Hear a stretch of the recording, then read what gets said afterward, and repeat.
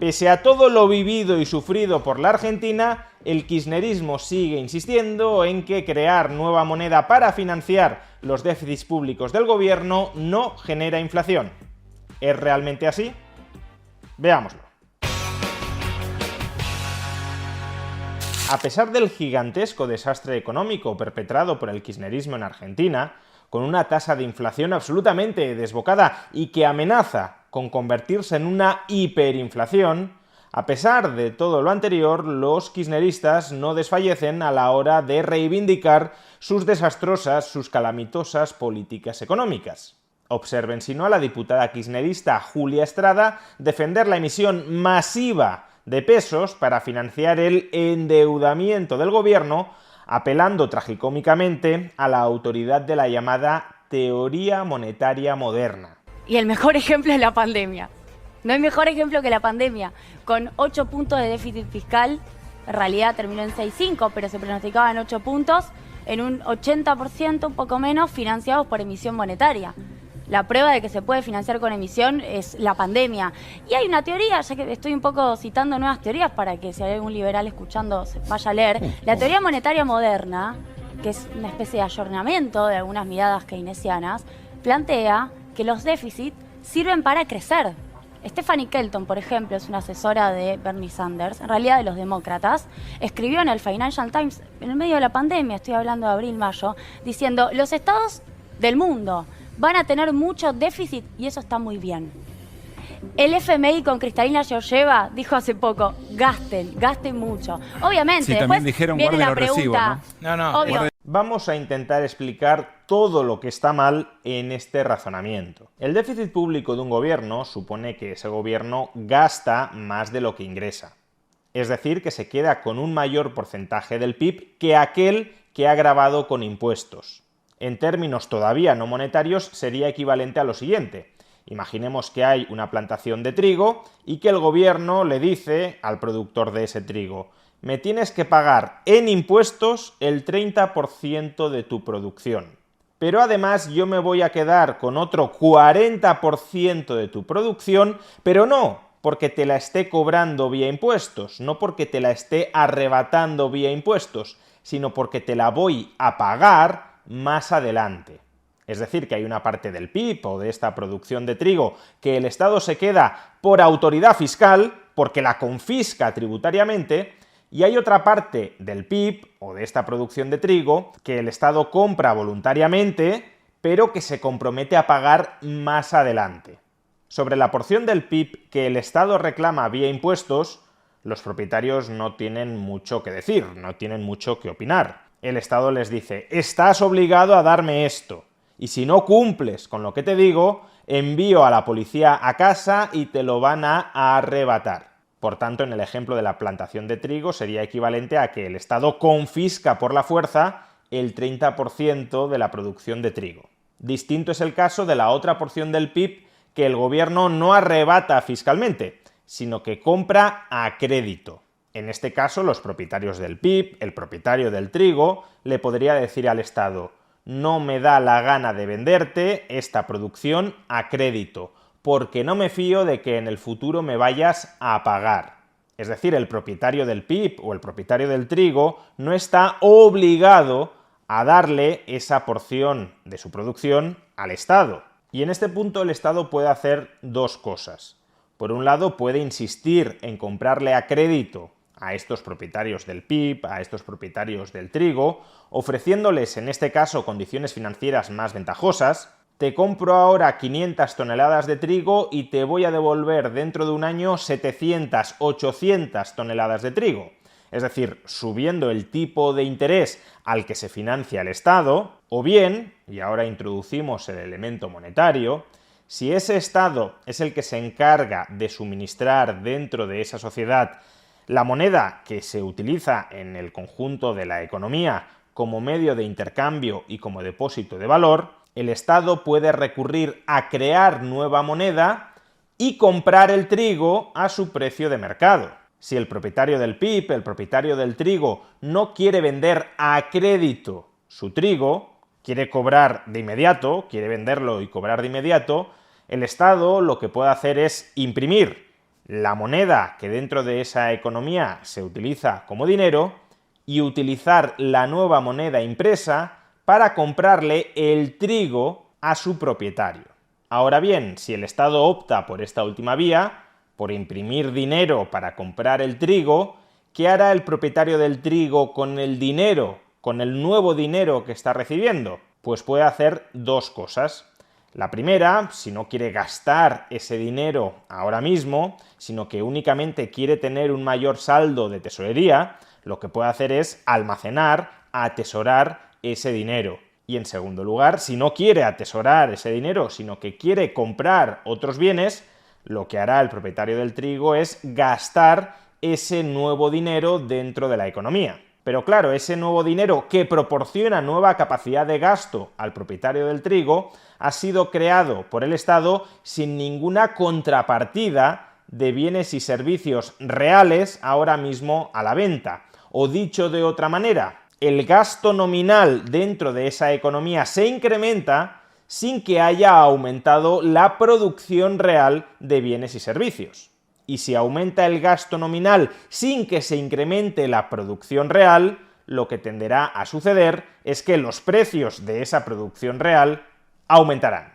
Por supuesto, en ocasiones puede suceder que el aumento del gasto nominal estimule un incremento adicional y a corto plazo de la producción real. Es decir, que si el propietario del trigo quiere comprar ahora mismo más televisores, se produzcan a muy corto plazo más televisores, porque la expectativa de un mayor gasto en televisores estimule a los productores de televisores a contratar más trabajadores y otros factores productivos para producir en el muy corto plazo ese mayor número de televisores. Pero eso no siempre es posible. En el muy corto plazo, la oferta de todas las mercancías no es perfectamente elástica. Y si la oferta de todas las mercancías no es perfectamente elástica, es decir, si un incremento del gasto nominal del 10 o del 20% no conduce simultáneamente a un incremento del 10 o del 20% en la producción real de un bien, entonces el aumento del gasto nominal por encima del incremento de la producción real generará inflación.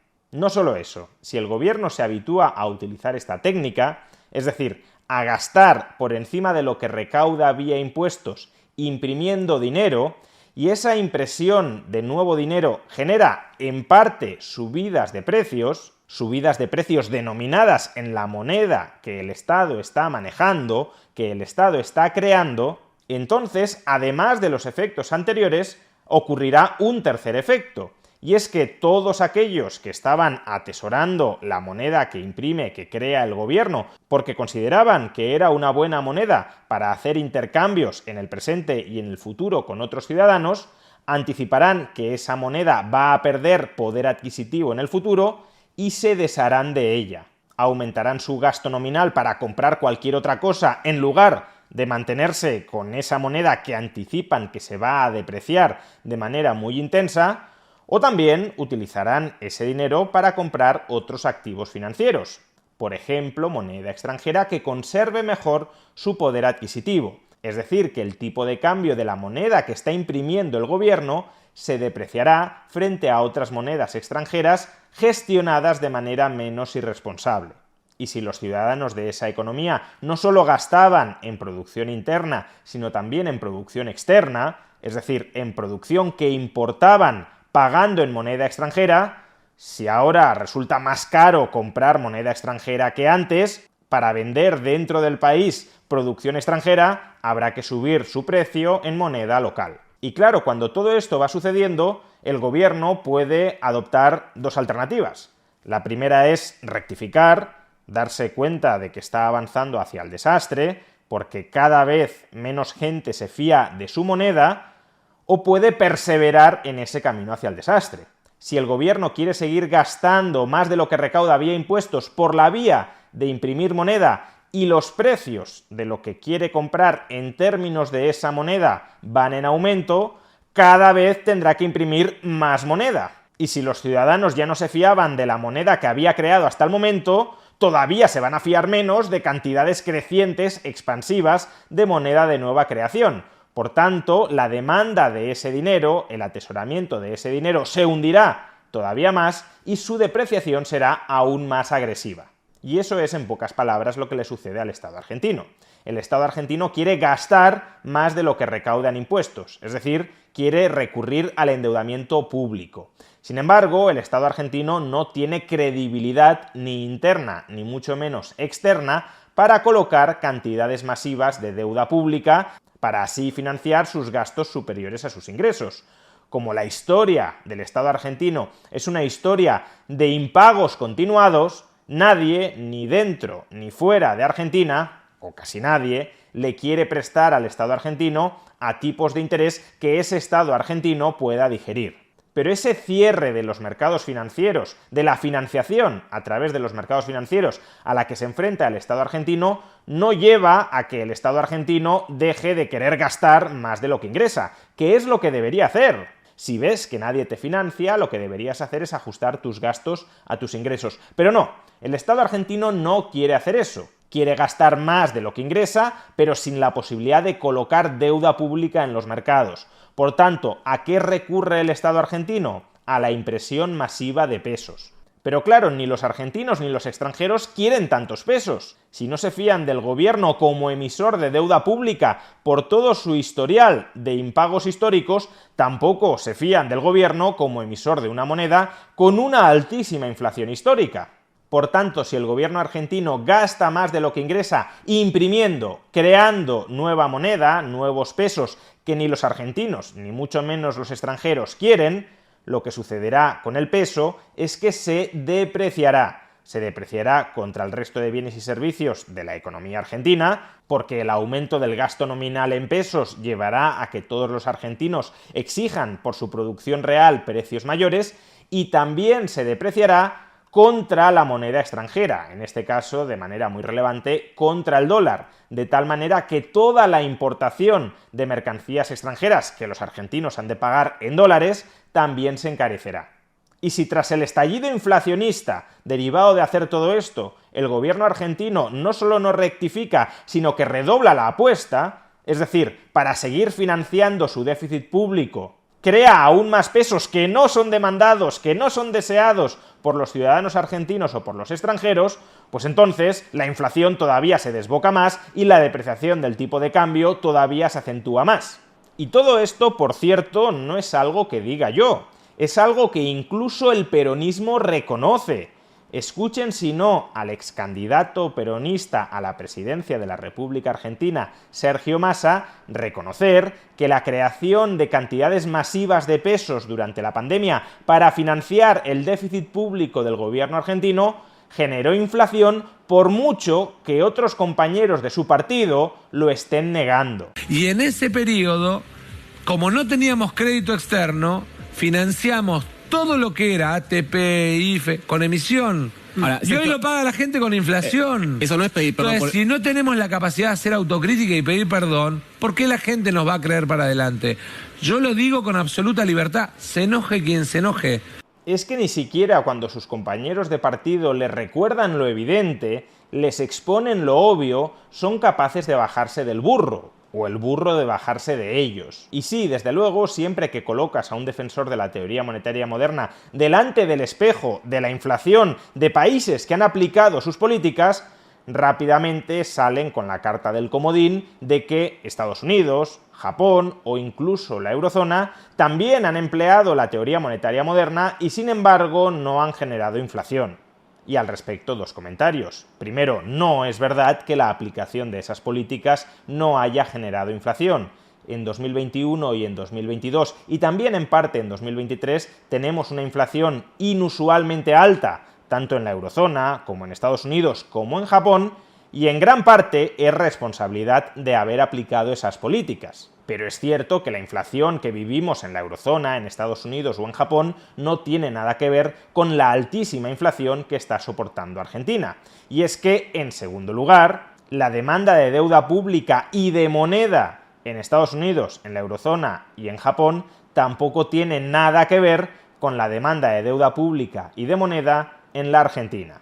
Si la eurozona, si Estados Unidos, incluso si Japón, quieren gastar más de lo que ingresan, pueden hacerlo sin ningún tipo de problemas emitiendo más deuda pública en los mercados.